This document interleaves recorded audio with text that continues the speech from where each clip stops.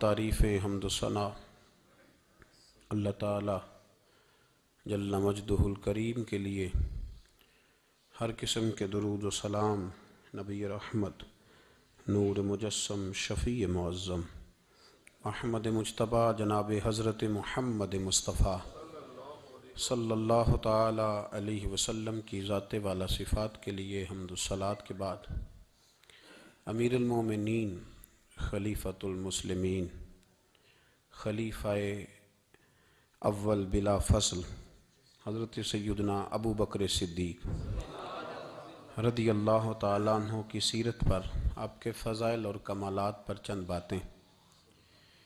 قرآن مجید فرقان حمید میں اللہ کریم نے فرمایا والذی جاء بالصدق وصدق بہ، فرمایا وہ جو سچ لے کر تشریف لائے اور وہ جنہوں نے اس سچ کی تصدیق کی، اولئک ھم المتقون، یہی اللہ سے ڈرنے والے ہیں۔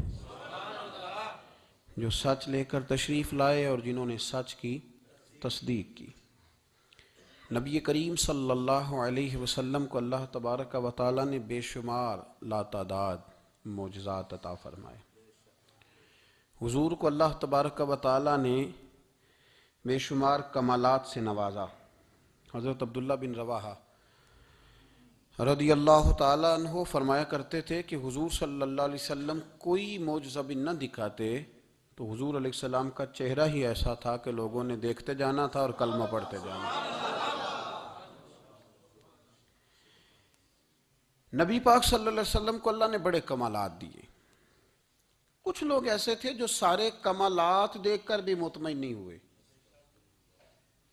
نہیں کلمہ پڑھا انہوں نے۔ یہ ایک فکری پہلو ہے، اس پر ضرور غور فرمائیں۔ جب جنگ ہوتی ہے ذاتی مفادات کی، اور جب انسان کو یہ غلط فہمی سما جاتی ہے کہ مجھے بھی کچھ پتہ ہے، مجھے بھی کچھ آتا ہے، اور جب اس کا یہ ذہن بن جاتا ہے کہ میں نے ہر چیز کو پہلے اپنی چھوٹی سی عقل کے دائرے میں رکھ کے اچھی طرح سے پرکھنا ہے، اگر میری عقل پر چیز پوری آئے گی تو قبول کروں گا ورنہ قبول نہیں کروں گا۔ پھر لوگ نہیں مانتے، بڑے بڑے کمالات تھے، بڑا کچھ تھا، اور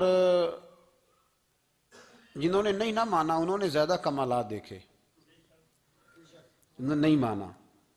ابو جہل کتنی دفعہ معجزہ طلب کرنے آیا ہے، کبھی کہا کہ مجھے بتائیے میری مٹھی میں کیا ہے، اگر آپ بتا دیں گے تو کلمہ پڑھ لوں گا۔ تو حضور علیہ السلام نے فرمایا اگر تیری مٹھی میں جو ہے وہی بتا دے کہ میں کون ہوں تو پھر پڑھ لو گے۔ کنکریوں نے کلمہ پڑھا، اس نے نہیں پڑھا۔ معجزہ دیکھا، اس نے معجزہ مانگا۔ اس نے کہا کہ اگر چاند کے 2 ٹکڑے ہو جائیں تو میں پڑھ لوں گا کلمہ۔ چاند کے 2 ٹکڑے حضور نے کر دیے، چاند 2 ٹکڑے ہوا، کوہ صفا کی پہاڑی کے بیچ آدھا ادھر گیا آدھا ادھر گیا، دوبارہ جا کے جڑا، اس نے دیکھا، کہنے لگا اوہو میں تو سمجھتا تھا کہ معاذ اللہ آپ کا جادو صرف زمین پہ چلتا ہے، آپ کا تو آسمانوں پہ بھی چلتا ہے۔ اس نے بڑے کمالات دیکھے لیکن کلمہ نہیں پڑھا۔ حضرت ابو الحسن خرقانی رحمۃ اللہ علیہ ایک درویش تھے۔ ہم جو درویشی اور فقیری اور ان لوگوں کو ماننے والے لوگ ہوتے ہیں، ان میں بحث کم سے کم ہوتی ہے، ان میں اپنا آپ بڑھانے کی عادت کم سے، اس میں ماننے کا مزاج ہوتا ہے، اور وضاحت بھی نہیں لوگ طلب کرتے، اشاروں سے بھی بات مان جاتے ہیں، غلامی اسی کا نام ہے۔ اشارہ آپ کر دیں بات ختم ہو گئی، طے ہو گیا مسئلہ، اتنی زیادہ لمبی تو بات ہی کوئی نہیں۔ حضرت ابو الحسن خرقانی تقریر کر رہے تھے، بات کر رہے تھے، تو کسی نے کہا کہ آپ حضرت بایزید بسطامی رحمۃ اللہ علیہ کے سجادہ ہیں، تو حضرت بایزید کیسے آدمی تھے؟ تو فرمانے لگے حضرت بایزید کو جو دیکھتا تھا وہ کلمہ پڑھ جاتا تھا۔ اب آپ نے تو ماشاءاللہ قبول کر لیا، لیکن وہ جو سامنے بیٹھا تھا اس کی سمجھ میں بات نہیں آئی۔ وہ کہنے لگا حضور آپ نے کہہ دیا ہے پر میری عقل میں تو نہیں نہ آتا۔ نہیں آتا جس کی عقل میں، تو پھر اس کی عقل میں نہیں آتا۔ میں اکثر کہتا ہوں کہ بہت سارے لوگ ہیں جن کا کوئی پیر نہیں، اور ان کا ہو بھی نہیں سکتا، ان کا کوئی پیر، اس لیے کہ مطلب اتنا سیاںا بندہ اس کا کوئی پیر ہو جائے۔ اور میں تو پیروں کو مشورہ دوں گا کہ مہربانی کرنا ان کے پیر بننا بھی نہ، یہ بڑا مشکل کر دیں گے آپ کے لیے جینا۔ تو بہتری اسی میں ہوتی ہے کہ انسان سمجھے چیزوں کو اور دائروں کے اندر باتوں کو تسلیم کرنے کی عادت بنائے۔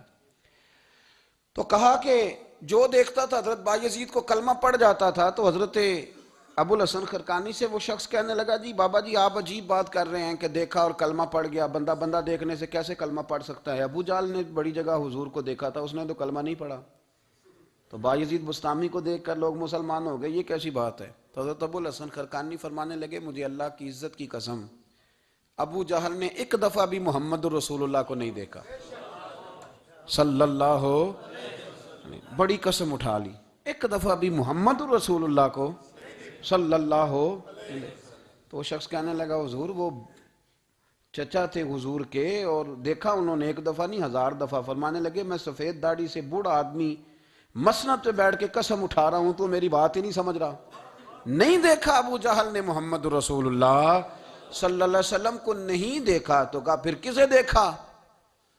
تو حضرت ابو الحسن خرقانی فرمانے لگے اس نے جب بھی دیکھا عبداللہ کے یتیم بیٹے محمد کو ہی دیکھا، یہ وہی عبداللہ کا یتیم بیٹا جو یہاں رہتا تھا، ایک دفعہ بھی اس نظر سے دیکھتا نا کہ یہ اللہ کے رسول ہے تو فوراً کلمہ پڑھ کے مسلمان ہو جاتا۔ جب بھی لوگ دیکھتے ہیں وہ اینک کی بڑی شاندار لگائی ہوئی ہے جس کے اندر سے کوئی آدمی بھلا نظر ہی نہیں آتا تو ان کو پھر بھلائی نصیب نہیں ہوتی۔ ایک نظر سے بھی اگر انسان دیکھتا ہے کہ جس سے اسے بھلائی چاہیے تو پھر اللہ اسے توفیق ہدایت عطا کر دیتا ہے۔ حضرت ابوبکر صدیق کا کمال یہ ہے کہ میرے نبی کریم علیہ السلام نے نا ان کی شان ایک الگ انداز میں بیان فرمائی، الگ انداز میں۔ محبوب فرمانے لگے میں نے جس کے سامنے بھی دین پیش کیا اس نے دلیل مانگی۔ ایک بات آپ کو بتاؤں، یہ میری بات یاد رکھنا، اس کو کبھی نہ بھلانا، جو اپنوں سے دلیل مانگتا ہے نا وہ اپنا ہوتا ہی نہیں۔ اپنوں سے دلیل مانگ لی اس نے بغیر دلیل کے، بغیر حیل و حجت کے، یہ ایک بات ہے میں اس کو سمجھاؤں گا نہیں، نہ کھولوں گا، بس کہہ کے گزر جاؤں گا، اس کو سمجھ لیں اگر آپ کی سمجھ میں آئے تو۔ جس نے اپنوں سے دلیل مانگی نا، جس نے وضاحت مانگی، جس نے ثبوت مانگا، وہ اپنا تھا ہی نہیں، تو کیا ضرورت پڑی تھی کہ وہ دلیل مانگتا، وضاحت پوچھتا۔ حضرت نجم الدین کبریٰ رحمت اللہ علیہ کے مرید تھے حضرت امام فخر الدین رازی، اتنے بڑے امام ہو کے ایک فقیر کے غلام تھے، تو فرماتے ہیں آخری وقت آیا تو شیطان آ گیا، میں اس کو کہتا تھا رب ہے، تو شیطان بھی تو بڑا عالم ہے نا، تو وہ دلیل توڑ دیتا تھا۔ فرماتے ہیں میں نے 360 دلیلیں دی، اس نے ساری توڑ دی، تو پھر میں نے اپنے شیخ کی طرف توجہ کی، میں نے کہا حضور کو نظر کرم فرمائیں، تو شیخ نجم الدین کبریٰ فرمانے لگے اس بے ایمان کو کہہ دے میں اپنے رب کو بغیر کسی دلیل کے رب مانتا ہوں، دلیل کی ضرورت ہی نہیں، بس میرا رب ہے تو رب ہے، ختم ہو گئی بات۔ نبی رحمت علیہ السلام فرمانے لگے میں نے جس کے سامنے بھی دین پیش کیا اس نے دلیل مانگی، فرمایا یہ واحد میرا ابو بکر صدیق ہے، میں نے اسے کہا ہے کلمہ پڑھ لو، اس نے دلیل مانگی نہیں، فوراً ہی کلمہ پڑھ کے مسلمان ہو گیا۔ کوئی دلیل نہیں، کوئی معجزہ نہیں، کوئی طلب نہیں، کوئی شے نہیں۔ ساری زندگی مطمئن ہی نہیں ہو پائے لوگ، ساری زندگی اطمینان ہی نہیں ہو سکا، اس کو بھی سنا، اس کو بھی سنا، اس سے بھی سوال پوچھا، اس سے بھی پوچھا، بھئی تو نہیں، تو مطمئن ہونا نہیں چاہتا، تو بحث کرنے کے لیے علم سیکھ رہا ہے، جس نے عمل کرنے کے لیے سیکھنا ہوتا ہے اس کو تو ایک حرف ہی بڑا کافی ہوتا ہے، تو ایک لفظ کی ضرورت ہوتی ہے، ایک جملے میں ساری زندگی لوگ گزار دیتے ہیں۔ حضرت ابوبکر صدیق رضی اللہ تعالیٰ عنہ نے بحث والا دروازہ نہیں کھولا، حضور نے کہا کلمہ پڑھو تو انہوں نے کلمہ پڑھا اور مسلمان ہو گئے، کوئی دلیل، کوئی وضاحت، کسی چیز کی کوئی حاجت، ختم ہو گئی بات۔ اصل مسئلہ پتہ کیا ہے، جو لوگ سوچ سمجھ کے چلتے ہیں نا، تو سوچ کتنی ہے انسان کی، وہ کتنا کام دے گی، یہ جو وارفتگی ہوتی ہے نا، یہ جو محبت ہوتی ہے، یہ جو پیار ہوتا ہے، یہ زندگی کو آسان کر دیتا ہے۔ سوچنے سمجھنے کے دائروں سے آدمی نکل جاتا ہے، اس کا کام وہ کہتا ہے کہ میں نے سوچنا نہیں، میں نے ماننا ہے، میں نے رب رسول کی ذات کے بارے میں سوچنا نہیں، میں نے ماننا ہے۔ تو ماننے والے لوگ جو ہوتے ہیں وہ فائدے میں ہوتے ہیں، تو عمل کر رہے ہیں، بات مانی، عمل کیا۔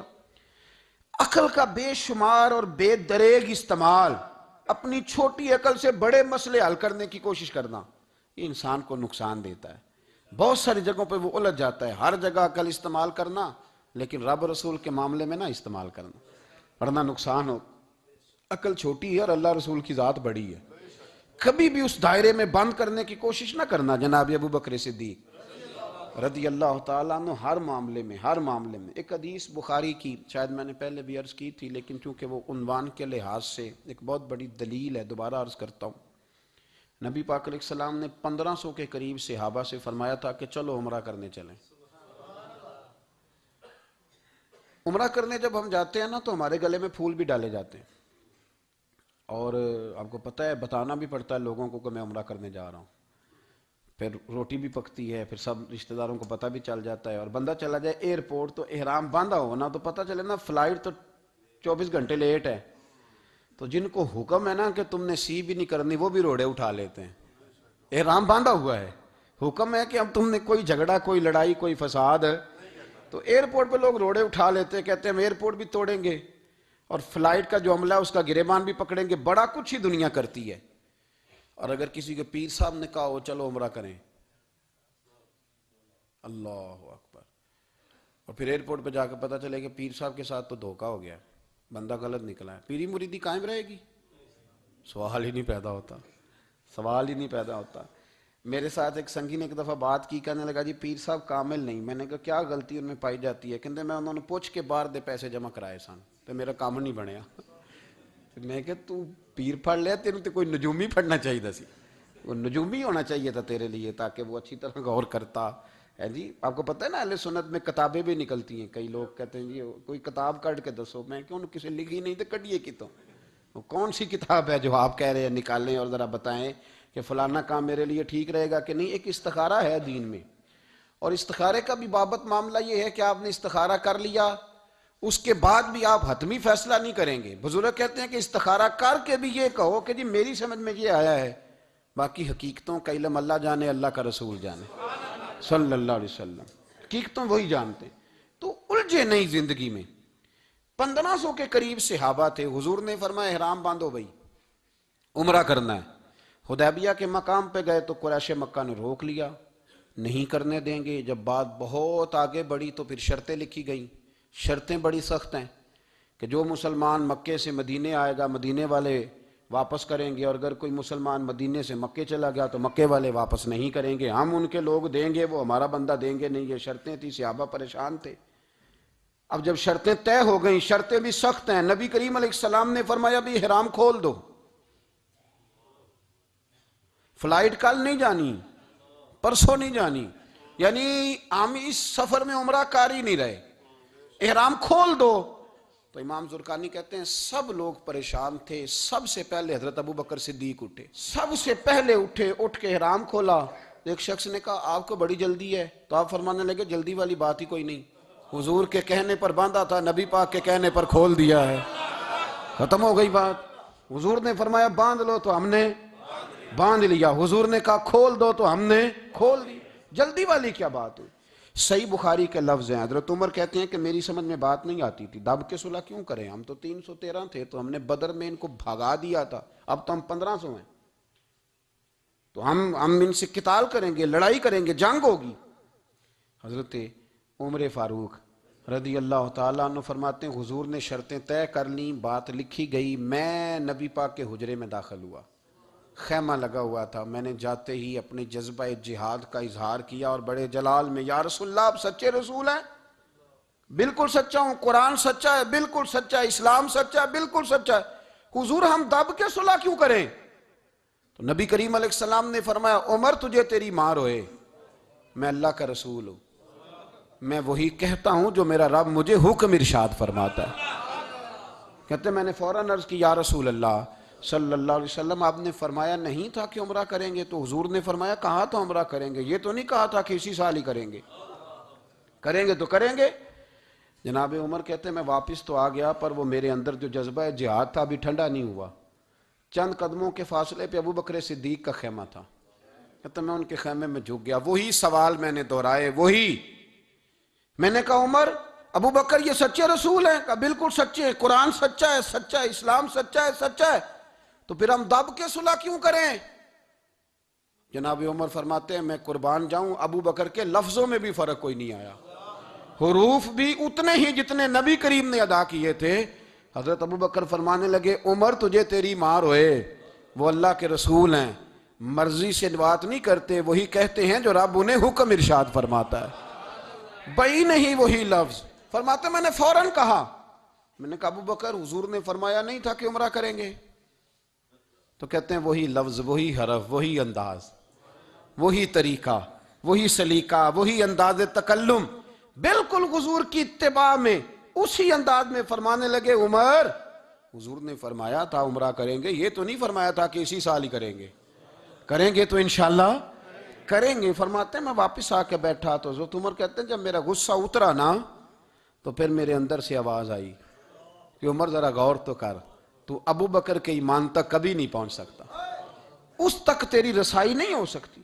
میرے بھائی اتنی بحثیں ہیں ہمارے زمانے میں، اتنا الجھاؤ ہے، اتنا الجھاؤ ہے، یعنی ہر بندہ رائے کا اظہار کرنا ضروری سمجھتا ہے، ہر بندہ کہتا ہے جی میرے خیال میں، ہر بندہ کہتا ہے جی میرا ذہن یہ ہے، بلکہ کچھ تو کہتے ہیں میں اندر کی خبر نہ دوں آپ کو، یعنی اب پتہ نہیں اس کے پاس اندر کی خبریں کیسے آئی ہیں، وہ سمجھ میں نہیں آتی بات۔ کچھ لوگ کہتے ہیں 35-40 سال ہو گئے جی علماء کو سن رہا ہوں، تو میں کہتا ہوں کہ میرا تو خیال ہے کہ 35 دن بھی بندہ کسی کو سن لے تو سیانہ ہو جاتا ہے، تو 35 سال سے اگر آپ کی سمجھ میں نہیں آئے تو پھر زمین ہی بنجر ہے، پھر مہربانی کریں یہ ٹائلیں اکھیڑ کے نا تو نیچے سے کچی زمین نکالیں تاکہ کوئی بات سمجھ میں آئے۔ اگر 40 سال ہو گئے، 40 سال، میں ایک اجتماع میں حاضر تھا، ابھی بھی میں عرض کر رہا تھا، تو وہ صاحب مجھے کہنے لگے کہ حضرت صاحب میں نے نا فلاں عالم کو بھی بلایا، فلاں کو بھی بلایا، فلاں کو بھی بلایا، فلاں کو بھی بلایا، اب آپ کو بلایا ہے، تو اس طرح کر کے میرے ساتھ رویے ہیں، بڑا الحمدللہ پیار ہے۔ تو میں نے ان سے پوچھا آپ نماز پڑھتے ہیں؟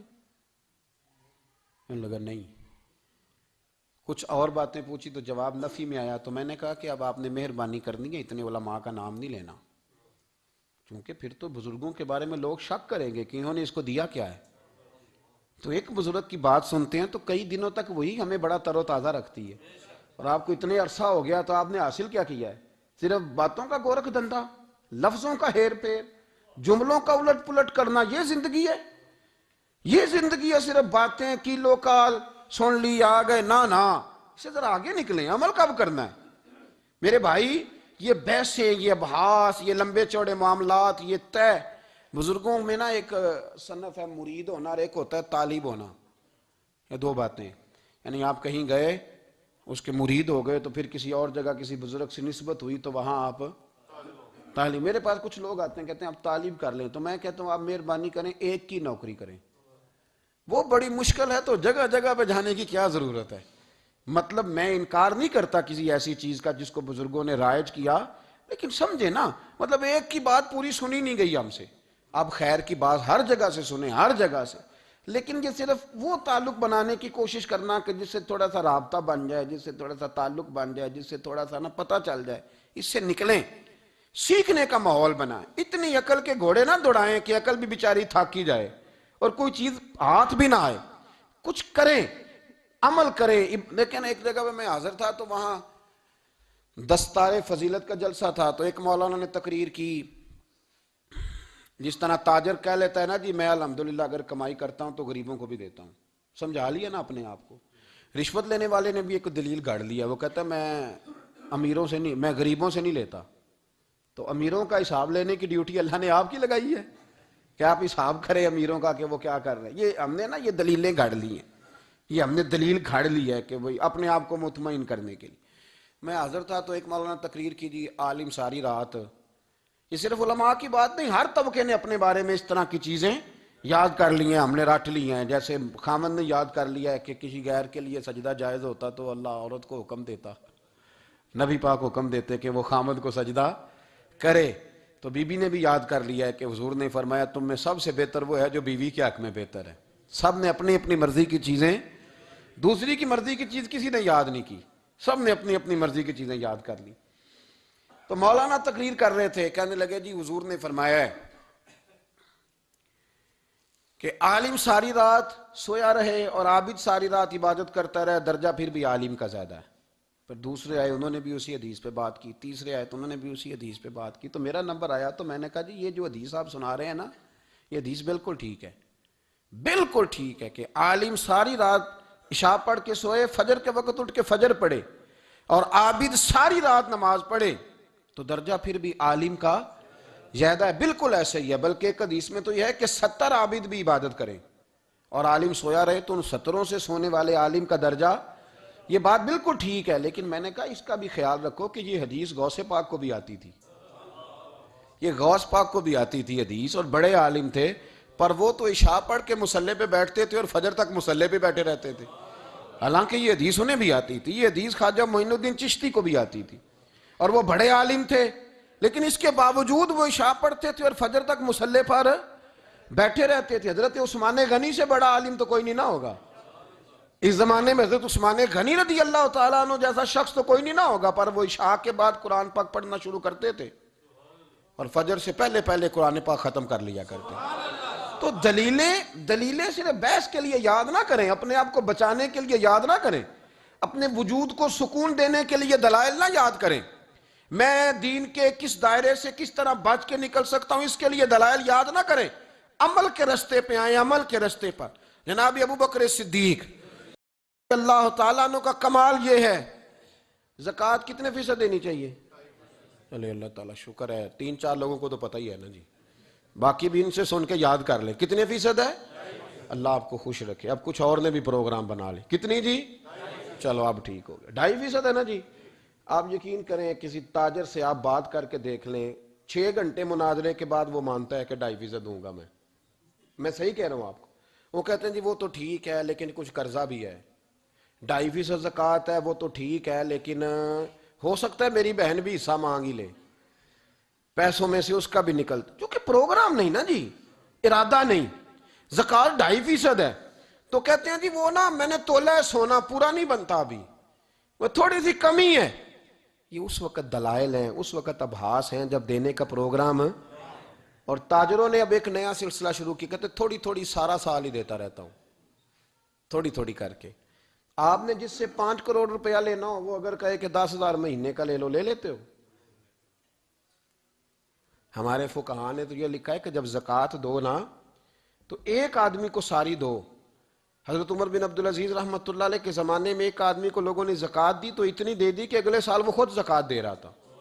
بہت بڑا کاروبار اس نے سٹارٹ کر لیا تھا. معیار نہیں ہے نا جی تھوڑی تھوڑی دیتا رہتا ہوں. کئی لوگ ایسا کرتے ہیں کہ دکان میں جو پرانی چیزیں ہوتی ہیں وہ زکوٰۃ کے دور پہ دینی شروع کر دیتے، جو مال نہیں بیک رہا اس کو زکوٰۃ بنا دو. کیوں؟ دینے کا پروگرام نہیں. حضرت ابو بکر صدیق رضی اللہ، ذرا زندگی دیکھو. کہتے ہیں جس دن کلمہ پڑا 40,000 دینار تھے، اور کلمہ پڑے ابھی مجھے چند مہینے گزرے تھے، سارے مصطفیٰ کے قدموں پہ قربان کر دیے. پھر مال کمایا، پھر 4,000 دینار تھے. 4,000 جس دن ہجرت کے لیے نکلا 4,000 تھے. انہیں بھی پتا تھا 2.5% دینا چاہیے. ان کی بھی بیٹیاں تھیں، جوان بھی تھیں، چھوٹی بھی تھیں، ان کے بھی بچے تھے، لیکن دین کو ضرورت ہے. میرے رسول پاک صلی اللہ علیہ وسلم کے دین کو حاجت ہے. تو فرماتے ہیں اشرفیاں تھی میرے گھر میں، پیسے تھے، درم تھے، دینار تھے. میرے والد بوڑھے تھے، ان کو خیال تھا کہ ابو بکر ساری دولت نہ لے جائیں. تو حضرت اسماء بنت ابی بکر سے جناب ابو بکر صدیق نے کہا کہ اس طرح کرنا، ایک گڑا چھوٹا سا تھا، گڑا ٹویا، اس میں پیسے ہوتے تھے. فرمایا اس میں روڑے رکھ دینا، اوپر ٹاٹ ڈال دینا. والد نابینا ہے، اگر پوچھے نا پیسے تو ان کا وہاں ہاتھ لگا دینا، انہیں پتا چلے ابو بکر سارا مال لے کے نہیں گیا. فرماتے میں ہجرت پہ جانے لگا تو 4,000 سارے ہی لے گیا. سارا مال ہی یار 2.5% کے لیے رٹا پڑا ہوا ہے. 2.5% کے لیے لوگ بحث کر رہے ہیں، 2.5% کے لیے دلائل چاہیے. کئی مفتیان کرام سے پوچھیں گے، پھر پروگرام بنائیں گے دینا ہے کہ نہیں دینا. اور جس دن تبوک کے لیے میرے مصطفیٰ کریم نے اعلان کیا، جناب صدیق اکبر فرماتے ہیں شے کوئی نہیں تھی، غربت کے دن تھے، کمزوریاں تھیں، مال اس دن کاروباری حالات کم تھے. یہاں لوگوں کا کاروبار جب ڈاؤن ہوتا ہے تو سب سے پہلے مسجد کا 200 بند کرتے ہیں، سب سے پہلے مدرسے کا بند کرتے ہیں، سب سے پہلے خواہش کرتے ہیں کہ وہ جو غریب کو جاتا ہے نا اس کو بند کرو، یہ زیادہ نقصان دے رہا ہے. حضرت ابو بکر صدیق رضی اللہ تعالیٰ عنہ فرماتے ہیں حالات خراب تھے، جیب دیکھی تو اتنے پیسے ہی نہیں تھے کہ مصطفیٰ کریم کو پیش کر سکوں. تو پھر کیا کیا؟ امام جلال الدین سیوطی کہتے ہیں ابو بکر صدیق نے نا گھر کے اندر کپڑا بچھایا، اور پھر صدیق اکبر نے کیا کیا کہ توا بھی رکھا، برتن بھی رکھے، اس پہ چولہا بھی رکھا. ابو بکر صدیق نے اس کے اوپر گھر والوں سے کہا کہ ایک ایک جوڑا پہن لو، ادھر دیکھو میری طرف، ایک ایک جوڑا پہن لو. اور باقی نا سارے جوڑے بھی یہاں رکھو. اور پھر جب لوگ بچوں نے دیکھا نا کہ ابا تو کپڑے بھی رکھوا رہا ہے, کیا بنے گا, فرمایا تمہیں تو ایک ایک جوڑے کی اجازت دے رہا ہوں نا, ذرا میری طرف دیکھو. خود اندر گئے تو ٹاٹ کا لباس پہن کے کپڑے بھی اتار کے رکھ دیے, کپڑے بھی اتار کے زمین اسی میں رکھے, سارا کچھ باندھا. لباس ٹاٹ کا تن تندور تے ہڈاں دا بالن تے اسی ہاواں نال تپایا. کپ کپ مکیاں پیڑے کیتے, اتوں عشق پلے تھل لایا. تن دا سالن من دی ہانڈی لون صبر دا پایا. غلام فریدہ وے میں ساری تیری, تینوں وجہ یقین نہیں آیا. ہر چیز لپیٹ کے نا تو نبی کریم کی بارگاہ میں لے گئے, ہر چیز. میرے محبوب کا بھی انداز دیکھو, فرمایا ماں اب کہتا لے اہلے کا, گھر بھی کچھ چھوڑ کے آئے ہو. دیکھیں ادھر دیکھیں, جب کوئی لاتا تھا تو حضور فرماتے تھے کیا لے کے آئے ہو, یہ کیا ہے, یہ پوچھا جاتا ہے کہ یہ پوچھا جاتا ہے گھر کیا ہے. بھئی آپ کو کسی نے کوئی تحفہ دیا تو شاپر کھول کے تحفہ دیکھیں گے یا پوچھیں گے گھر کیا ہے. لیکن میرے رسول پاک کے لفظ دیکھیں, فرمایا ماں اب کہتا لے اہلے کا. ابو بکر سجنا گھر کیا چھوڑ کے آئے ہو, تو رو پڑے, کہنے لگے یا رسول اللہ میں کوئی غریب تو نہیں, میں بڑا مالدار ہوں. اب کہتا لہم اللہ و رسولے, گھر اللہ بھی چھوڑ آیا ہوں, اللہ کا رسول بھی چھوڑ آیا. حضور میں کوئی کنگال نہیں, میں مصطفیٰ والا ہوں, میں کوئی غریب نہیں, میں نبی والا ہوں, میں رب رسول کو گھر چھوڑ آیا ہوں. میرے مصطفیٰ کریم علیہ السلام فرمانے لگے تیرے پیچھے جبریل امین کھڑے, اور انہوں نے ٹاٹ کا لباس پہنا ہوا ہے, اور تیرے آنے سے پہلے وہ آ گئے تھے. تو میں نے پوچھا جبریل یہ بوریے کا لباس, عرض کی یا رسول اللہ ابو بکر نے پہنا ہے تو رب کو اتنا پسند آیا سارے فرشتوں کو پہنا دیا ہے, سارے فرشتوں کو پہنا دیا, سارے فرشتوں. ذرا یہ لذت تو لیں بات کی, جب 2.5% پہ جھگڑا ہوتا ہے نا تو پھر نماز میں مزہ نہیں آتا. جب تو 2.5% پہ بھی اڑا رہتا ہے نا, پھر درود و سلام پڑھتے پڑھتے طبیعت معاذ اللہ پریشان ہوتی ہے. جب الجھے ہوئے پھر مسائل اور ہیں. پھر میرے محبوب کریم بولے, میں ابو بکر رب کریم نے ایک پیغام بھی بھیجا ہے. یا رسول اللہ وہ کیا, فرمایا رب فرماتا ہے کہ ابو بکر سے پوچھ کے بتائیں کہ اس حال میں وہ رب سے راضی ہے کہ ناراض ہے. یہاں اقبال بولے, کہنے لگے خودی کو کر بلند اتنا, خودی کو کر, یہ وہ درجہ ہے, یہ وہ مقام ہے, خودی کو کر بلند اتنا کہ ہر تقدیر سے پہلے پھر خدا بندے سے خود پوچھے بتا تیری رضا کیا ہے.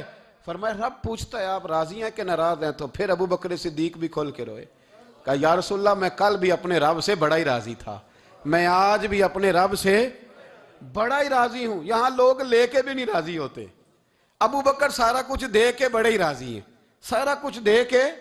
شریعت کا قاعدہ ہے کہ سارا مال آپ اللہ کے رستے میں نہیں دے سکتے, قانون شریعت ہے. حضرت ابی بن کعب نے کہا تھا یا رسول اللہ سارا دینا ہے, فرمایا نام بھائی چوتھا حصہ دے, 3 حصے بچوں کو دے.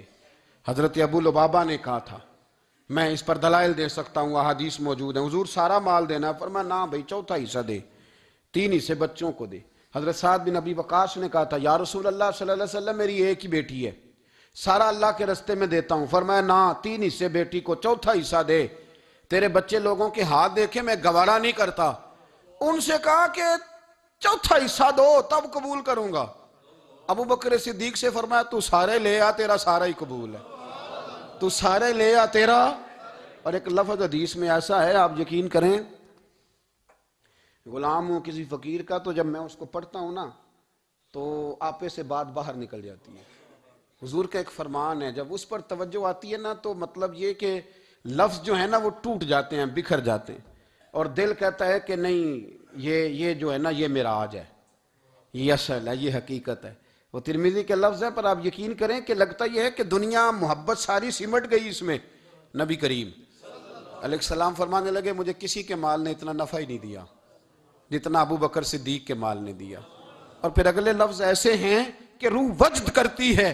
میرے کریم محبوب فرمانے لگے جس کا بھی مال آیا میں نے بیگانہ سمجھ کے خرچ کیا ہے, اور جب ابو بکر کا آیا ہے تو میں نے اپنا سمجھ کے خرچ کیا ہے, میں نے اپنا سمجھ کے. مجھے پتا ہے یہ شکوہ نہیں کرے گا, یہ شکایت, یعنی اس کو سارا بھی تروڑ مروڑ لوں گا تو اس کے لفظوں پر کبھی حرف. اور یار کچھ لوگ ہوتے ہیں جو 10 دیتے ہیں تو 20 جگہ بتاتے ہیں, جو کھانا کھلاتے ہیں تو ذکر کرتے ہیں, فرمایا اس کا مال میرا مال ہے، میرا، اس کو سارا توڑ کے کھا بھی جائیں گے تو یہ شکوہ نہیں کرے گا، یہ سارا میرا اپنا ہے۔ حضرت ابو بکر صدیق فوراً بول پڑے، عرض کی حضور جب میں آپ کا ہوں تو مال بھی تو آپ کا ہی ہے نا۔ یا رسول اللہ جب میں نے اپنا آپ نہیں بچا کے رکھا تو پھر مال۔ حضرت مولانا معین الواعظ کاشفی نے لکھا ہے، اچھا کئی دفعہ ایسے ہوتا ہے میں بات کوئی اور بیان کرنا چاہتا ہوں تو شروع معاملہ کسی اور طرف نکل جاتا ہے۔ مولانا معین الواعظ کاشفی نے لکھا ہے کہ وہ جو سانپ تھا نا غار ثور میں، وہ 600 سال سے بیٹھا ہوا تھا۔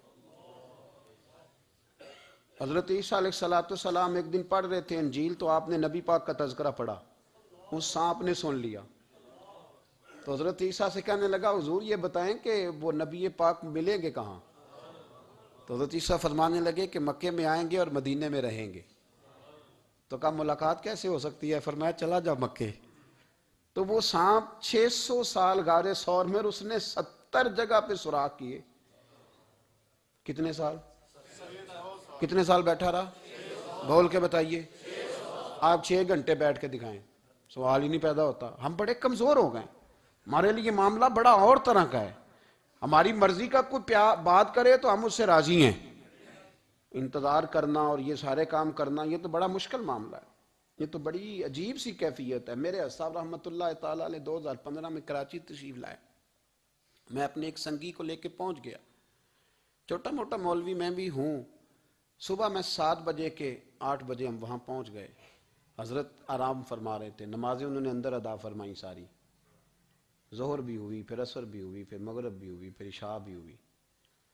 عشاء کے بعد وہ سنگی ہم سے کہنے لگے کہ آپ کتنا انتظار کریں گے؟ تو میں نے کہا کہ انتظار تو کرتا ہے بڑا آدمی، بڑے لوگ انتظار کرتے ہیں، تو چھوٹے لوگ تو اطاعت کرتے ہیں، ہم چھوٹے ہیں تو ان کی مہربانی ہے، اگر زیارت ہو جائے تو تب بھی ٹھیک ہے، اگر وہ کہیں نہیں ملنا۔ میرے سنگی ساتھ موجود تھے، صبح سے گئے اور عشاء کے بعد کا وقت آ گیا، نہیں انہوں نے ملنا تو پھر بھی ٹھیک، وہ ہس بولے تھے وہ مہربانی، نہیں تو اساں تے لاڑ ہی لڑاونے نے، اس کی مہربانی ہے، اگر بات ہو جائے تو ٹھیک ہے ورنہ کوئی معاملہ نہیں۔ تو عشاء کی نماز کے بعد انہوں نے ہمیں یہ کہا کہ پیغام آیا کہ محفل میں جہاں حضرت جا رہے ہیں وہیں ملاقات ہوگی۔ تو ہم نے کہا یہ بھی بڑی نعمت ہے، جلوہ دیکھنا بھی بہت بڑی سعادت ہے، اس لیے کہ ہمیں پتہ ہے کہ وہ کیفیت کیا ہے، وہ رنگ کیا ہے، ان کا انداز کیا ہے۔ پیچھے جا کے بیٹھ گئے تو پھر ان کا حکم آیا کہ اس کو ذرا آگے آئے۔ جب میں اسٹیج پہ گیا تو فرمانے لگے مجھے سویرے ہی پتا تھا آپ آ گئے، کوئی عرض نہیں، اتنا کوئی انتظار تو بندہ کر ہی لیتا ہے۔ اب یقین کریں وہ دن کی جو لذت ہے نا وہ آج تک گئی نہیں طبیعت سے، وہ سرور گیا نہیں۔ کبھی کبھی سوچتا ہوں کہ اس سے ڈبل بھی انتظار کبھی ہو جائے، پر ایک دفعہ زیارت پھر نصیب ہو جائے، کبھی کبھی یہ سوچتا ہوں۔ 600 سال وہ سام بیٹھا رہا، 600 سال، 600 سال، اور 70 اس نے سوراخ کیے غار ثور میں، لیکن وہ بھی عاشق تھا نا۔ اور یہاں معاملہ یہ تھا کہ ابوبکر صدیق دعا مانگ کے گئے تھے کہ میں نے کسی کو موقع نہیں دینا، ایک میں ہوں گا دوسرا میرا یار ہوگا۔ وہ غار ثور کی تو لذت یہ والی تھی، ایک میں ایک میرے محبوب۔ اس نے 70 سوراخ کیے ہوئے تھے، جناب ابوبکر صدیق نے کہا حضور آپ ٹھہریں، میں ذرا بھی آیا صفائی کر کے۔ تو نبی کریم علیہ السلام رکے تو حضرت ابوبکر صدیق نے کہیں پگڑی پھاڑ کے رکھی، کہیں چادر پھاڑ کے رکھی، اتنے سوراخ بند کیے تو جو ایک رہ گیا وہاں ایڑی رکھ دی۔ تو اب وہ سام بھی شکوہ کرنے لگا کہ یار تو بھی کوئی نرالا ہی عاشق ہے کہ میں نے تو کسر ہی کوئی نہیں چھوڑی تھی، 70 سوراخ کیے تھے اور تو نے بھی کمال ہی کر دی ہے، یہ سارے ہی بند کر دیے، جو بچ گیا اس پہ ایڑی رکھ دی۔ اس نے پتہ نہیں کتنے ڈنگ مارے۔ سام کا جب ڈنگ لگتا ہے تو وجود میں بہت زیادہ گرمی پیدا ہوتی ہے، گرمی۔ حضرت ابوبکر صدیق کے بارے میں ہمارے شارحین نے لکھا روئے نہیں، وجود اتنا گرم ہوا کہ آنسو ٹپک پڑے۔ نبی کریم صلی اللہ علیہ وسلم نے فرمایا ہٹا نا ذرا پیر، پھر انہوں نے ہٹایا تو میرے مصطفیٰ میں لعاب دہن لگایا۔ مولانا معین الواعظ کاشفی رحمۃ اللہ علیہ فرماتے ہیں کہ جب انہوں نے قدم ہٹایا نا تو پھر وہ سانپ باہر نکلا، اپنا سر نکالا اور کھڑا ہو کے حضور کا دیدار کرنے لگا۔ تو نبی کریم نے فرمایا تیرا کام ہو گیا، اب تو جا، مجھے اور ابو بکر کو رہنے دے۔ تو نکل گیا۔ یہ کیفیات ہے، یہ محبت ہے، یہ وارفتگی ہے، یہ سوز ہے، یہ درد ہے۔ یارو یہ میں کہا کرتا ہوں کہ یہ چیز جینے کا بھی مزہ دیتی ہے، مرنے کا بھی مزہ آتا ہے، مرنے کا بھی مزہ، سرور آتا ہے انسان اس میں جب یہ کیفیات شامل ہوتی ہے نا، رنگ اور ہوتا ہے، درد اور ہوتا ہے، ذائقہ اور ہوتا ہے، کیفیت اور ہوتی ہے۔ پھر کوئی شوق نہیں رہتا اعلیٰ کپڑوں کا، بڑی گاڑی کا، لمبے چوڑے معاملات کا. پھر تو انسان ڈھونڈتا پھرتا ہے کوئی مجھے محبوب کی بات سنائے، کوئی اس کی شان میں کوئی شعر سنائے، کوئی اس کا ذکر سنائے، کوئی مل جائے نا کبھی کہ میرے تار چھیڑ دے، کوئی ملے، کوئی بات کرے، کوئی ذکر کرے. پھر انسان ڈھونڈتا پھرتا ہے ان لفظوں کو، ان لوگوں کو جو پکڑ کے دروازہ رسول صلی اللہ علیہ وسلم کی بارگاہ تک لے جائیں. بڑا پیار کیا میرے کریم محبوب. حضرت علی المرتضیٰ شیر خدا فرماتے میٹنگ بیٹھی تھی بدر والے دن، ہم بات کر رہے تھے خطرہ کہاں ہے، دلیر لوگوں کی ڈیوٹی کہاں لگائی جائے. شیر خدا بھی چاہ رہے تھے کہ میں وہاں ڈیوٹی دوں گا، تو کہتے ہیں سمجھ آئی کہ سب سے زیادہ خطرہ نبی کریم علیہ السلام کے عریش مبارک کا ہوگا، حضور کے خیمے کو، چھپر مبارک کو. قریش مکہ سب سے زیادہ حملے وہاں کریں گے جہاں حضور ٹھہرے ہوں گے. طے ہو رہا تھا کس کی ڈیوٹی لگائیں، کس کو وہاں ذمہ داری سونپیں. کہتے ہیں ہم بات کر رہے تھے اور میں تیار تھا وہاں جانے کو، اچانک ابو بکر صدیق آ گئے. کیا باتیں ہو رہی ہیں؟ تو ہم نے کہا جناب ہم پروگرام بنا رہے ہیں کہ وہاں ڈیوٹی کس نے کرنی ہے. تو فرمانے لگے یہ کرنے والی بات ہی کوئی نہیں، میں نے تو عرض کر بھی دیا ہے نبی پاک کی بارگاہ میں کہ یا رسول اللہ یہاں ڈیوٹی میں ہی کروں گا. تو حضرت ابو دردہ رضی اللہ تعالیٰ عنہ عرض کرنے لگے حضرت ابو بکر صدیق سے کہ حضور آپ کے ساتھ کون ڈیوٹی کرے گا؟ فرمانے لگے کسی کی بھی ضرورت نہیں، کوئی ماں نے لال جنا ہی نہیں، کوئی جنا ہی نہیں ماں نے لال جو ابو بکر کے ہوتے ہوئے نبی پاک تک پہنچ جائے، کسی کی جرت ہی نہیں. میں اکیلا کافی ہوں مصطفیٰ کریم کے خیمے کا پہرا دینے کے لیے. یہ اعزاز، یہ شان، یہ لطافت. اور میرے نبی کریم علیہ السلام نے بھی پھر حضرت ابو بکر کو چاہا تو کمال ہی کر دیا، چاہا تو کمال ہی کر دی، کمال ہو گئی. حضرت ابو دردہ کہتے ایک دن حضور علیہ السلام نے مجھے فرمایا ابو دردہ یہ تو نے آج کیا کیا ہے؟ حضور کیا ہوا؟ فرمایا آج تو گلی میں چل رہا تھا اور ابو بکر صدیق کے آگے آگے چل رہا تھا، گلی میں ابو بکر کے آگے آگے چل رہا تھا. یا رسول اللہ صلی اللہ علیہ وسلم کیا ہوا؟ فرمایا نہ کسی پہ سورج طلوع ہوا نہ غروب ہوا جو میرے ابو بکر سے افضل ہو. خبردار اس کے آگے نہیں چلنا، ابو بکر صدیق کو کمر نہ ہونا چاہیے. شاہ ولی اللہ صاحب نے ایک بات لکھی ہے، بڑی نرالی ہے، وہ بھی بڑی نرالی. مثل تعویذ ہوتے ہیں نا کچھ لوگ، جب بھی ملتے ہیں شفا ہوتی ہے. بڑی شاندار عجیب بات لکھی ہے. حضور صلی اللہ علیہ وسلم نے ایک دن فرمایا کہ وقفے سے ملا کرو محبت بڑھتی ہے. یہ حضور کا فرمان ہے، وقفے سے ملا کرو محبت بڑھتی ہے. قدر کھو دیتا ہے نا ہر روز کا آنا جانا، اور بڑی دلچسپ ہوتی ہیں بے ترتیب ملاقاتیں. تو کہا کہ وقفے سے ملا کرو. حضرت ابو ہریرہ بھی تھے، دیگر لوگ بھی تھے، حضور نے فرما دیا. حضرت ابو بکر صدیق بھی سن رہے تھے. زور کی نماز پڑھی گھر چلے گئے، عصر پڑھی تو گھر چلے گئے، مغرب پڑھی تو گھر چلے گئے. حضرت انس بن مالک رضی اللہ تعالیٰ عنہ کہتے 3 دفعہ حضور نے پوچھا ابو بکر نہیں آئے؟ ابو بکر نہیں آئے؟ ابو بکر نے کہتے 3 دفعہ پوچھا. تو میں پھر پہنچ گیا، میں نے کہا ابو بکر 3 دفعہ حضور نے پوچھ لیا کہ ابو بکر نہیں آئے، ابو بکر نہیں آئے. تو جناب صدیق اکبر دوڑے حضور حکم. فرمایا کہاں تھے صبح سے؟ عرض کی یا رسول اللہ آپ نے تو فرمایا تھا وقفے سے ملا کرو محبت بڑھتی ہے. تو محبوب فرمانے لگے تمہیں تھوڑی کہا تھا، تمہیں تھوڑی کہا تھا. تو نہ جایا کر یار، تو رہا کر. تو رہتا ہے تو دل جمع رہتا ہے، تو یہاں موجود ہوتا ہے تو دل. اب یقین کریں کچھ لوگ ایسے ہوتے ہیں جن کے بارے میں دل کرتا ہے انہیں بندہ خرید کے پاس رکھ لے، ان کو خرید لے، یہ یہیں رہیں، یہ جائیں نہ. اس لیے کہ ان کا لب و لہجہ اور ہوتا ہے، ان کا طرز حیات اور ہوتا ہے، طرز غلامی اور ہوتا ہے، طرز فرما برداری اور ہوتا ہے، انداز اور ہوتا ہے. فرمایا تو نہ جایا کر، یہی رہا کر. اور میرے محبوب نے فرمایا ابو بکر تو صرف میرا غار میں ہی ساتھی نہیں، قیامت میں جب میں حوض کوثر تقسیم کروں گا تب بھی تو میرے پاس ہی بیٹھا ہوگا. قیامت کے دن حوض کوثر کی تقسیم میں بھی تو میرے ساتھ ہی ہوگا میرے نبی کریم علیہ السلام. اور ایک بات اور سن لے جاتے جاتے، کچھ لوگ ساتھ بڑا رہتے ہیں پر بات کم کم مانتے ہیں. کہتے ہیں میں جھاڑو جو دیتا ہوں آستانے پہ، مجھے وظیفہ پڑھنے کی کیا ضرورت ہے، میں وہاں ہر وقت حاضر جو رہتا ہوں، مجھے کیا ضرورت ہے شجرہ پڑھنے کی، مجھے کیا ضرورت ہے ان کی بات سننے کی، میں وہاں رہتا جو ہوں اتنا ہی کافی ہے. حضرت ابو بکر صدیق نے نوکری بھی کھول کے کی اور نبی پاک کی بات بھی کھول کے مانی، کھول کے مانی. جو حضور نے کہہ دیا انہوں نے کر دیا. یہاں تو لوگ سوچتے ہیں نہ سمجھتے ہیں، غور کرتے ہیں، کہتے ہیں میں وہیں ہوتا ہوں، میرے پاس نسبت ہے، وہی کافی ہے. مجمع لگا ہے صحابہ کا، نبی پاک علیہ السلام نے فرمایا ابھی آج روزہ کس نے رکھا ہے؟ سب چپ کر گئے. حضور نے دوبارہ پوچھا تو جناب صدیق اکبر بولے، عرض کی حضور آپ حکم نہ دیتے تو میں نہ بتاتا، یہ اللہ نے آج مجھے توفیق عطا فرمائی۔ تو حضور علیہ السلام نے فرمایا آج جنازے میں کس نے شرکت کی؟ لوگ خاموش ہو گئے۔ تو حضور علیہ السلام نے دوبارہ پوچھا، عرض کی حضور آپ حکم نہ دیتے تو نہ بتاتا، یہ اللہ نے توفیق مجھے عطا فرمائی۔